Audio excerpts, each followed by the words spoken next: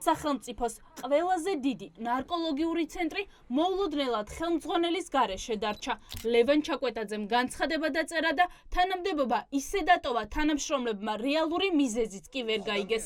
კაცი, რომელიც ნარკოლოგიურ ცენტრს რამდენიმე თვე მართავდა, სავარაუდოდ ახალ ჩანაცვლების პროგრამას შეეწირა, რომლის მიხედვითაც ბენეფიციარებს წამალ სახელმწიფო მიაწვდის და დაიხურება კერძო ჩანაცვლებითი თერაპიის ცენტრები. ამბობენ, რომ თანამდებობიდან გაათავისუფლეს ბატონი ლევანი. ჩვენც გუშინ გავიგეთ, რომ განცხადება დაწერაო და საკუთარი ნებით დაწერა განცხადება. განცხადება დაწერაო და ახლა საკუთარი ნებით თუ ის არ ვიცი. რის საფუძველზე? ამბობენ, რომ ახალ პროგრამას, ჩანაცვლების პროგრამას შეეწირა.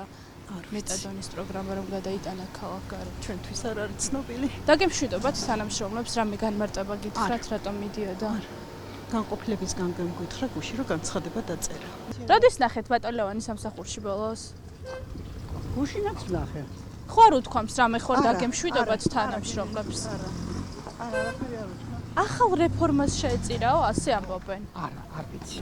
ფსიქიკური ჯანმრთელობისა და ნარკომანიის პრევენციის ცენტრს, რომლის შეფიც მოულოდნელად წავიდა, მთელს ქვეყანაში 19 ფილიალი აქვს და სახელმწიფო ბიუჯეტიდან 18 მილიონი ლარით ფინანსდება. პირველების მიერ ინფორმაციის გავრცელებიდან 2 საათში ჯანდაცვის მინისტრი იძულებული გახდა ჩაკვეტაძის წასვლა დაედასტურებინა, თუმცა ამტკიცებს, რომ მისი პოსტი დაპირისპირებას არ შეეწირა და დანიშვნიდან რამდენიმე თვეში გადადგომა თავად მოუნდა. სამწუხაროდ მან მიიღო გადაწყვეტილება დაკავებული თანამდებობიდან წასვლის შესახებ. სიმართლე რომ გითხრათ, ეს ცოტა უფრო ადრინდელი გადაწყვეტილებაა მისი, თუმცა ჩემი თხოვნით, პირადად ჩემი თხოვნით, ის ამ პერიოდის განმავლობაში, ამ ეტაპის დასრულებამდე დარჩა ცენტრის ხელმძღვანელის პოზიციაზე, დასრულდა და რასაკვირველია, მეც მომიწია ჩემი პირობის შესრულება. მის мотиваცია ამასთან დაკავშირებით ზუსტად გამიჭირდება, რა თქმა უნდა, ამის თქმა და არც კორექტული იქნება, რომ ამის თაობაზე მე ვისაუბრო, მაგრამ ბუნებრივია, რომ ეს მისი გადაწყვეტილებაა და ბუნებრივია, რომ ამას პატივი უნდა ვცე. თუ ეძებთ ინფორმაციას, რომ ის რამენაირად შეიძლება არ ეთანხმებოდა მიმდინარე რეფორმას, ეს რა თქმა უნდა არ შეეფერება სინამდვილეს, იმიტომ რომ კიდევ ერთხელ ვიმეორებ, მთელი ამ პერიოდის განმავლობაში ერთად ვისხედით, ერთად გემოვდით, ერთად ვასრულებდით იმას, რასაც ქვია ეს წარმატებული რეფორმა. ნარკოლოგები, ვინც ბენეფიციარებთან წლებია მუშაობენ და სისტემური ხარვეზები კარგად იციან, ამბობენ, რომ ახალი პროგრამა კრახით დასრულდება, რადგან ამ დრომდე არ არსებობს შესაბამისი კლინიკები. მას შემდეგ, რაც ჩანაცვლებითი თერაპიის პროგრამები დახურეს კერძო კლინიკებში, სახელმწიფო ცენტრები პაციენტების მიღებას ვერ აუდიან.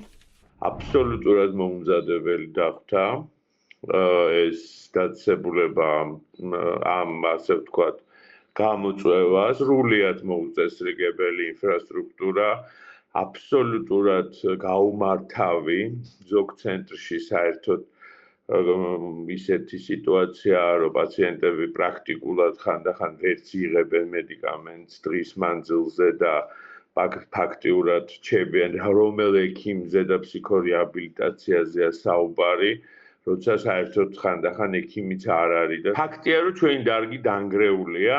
მას შემდეგ, რაც სახელმწიფომ ნარკოპოლიტიკის გადახედვა დაიწყო და კერძო კლინიკებს დაუხურა ჩანაცვლებითი თერაპიის პროგრამები, ხოლო მეტადონის ცენტრები ქალაქგარეთ გადაიტანა, არაერთი პრობლემა შეიქმნა, რომელზეც თავად ნარკოდამოკიდებული ადამიანებიც საუბრობენ. წინასწარი მოლოდინებით მე ასე ვფიქრობ, რომ კარგი იქნებოდა თუ იქნებოდა ორივე სახის პროგრამები, იმიტომ რომ ადამიანებს ექნებოდათ არჩევანის საშუალება და სად უფრო უკეთესი იქნებოდა მათთვის სერვისის მიღება თვითონვე გადაწყვეტილება. ვის ჩააბარებენ სახელმწიფოს ყველაზე დიდ ნარკოლოგიურ ცენტრს და ვინ ჩაანაცვლებს ლევან ჩაკვეტაძეს, ამ დრომდე პასუხგაუცემელი კითხვაა. ჩაკვეტაძე ქართული ოცნების დეპუტატის გიორგი ჩაკვეტაძის ძმა. მისი დანიშვნის დროს თავის დროზე გავრცელდა ინფორმაცია, რომ პოსტზე ის პარტიული ხაზით დაინიშნა.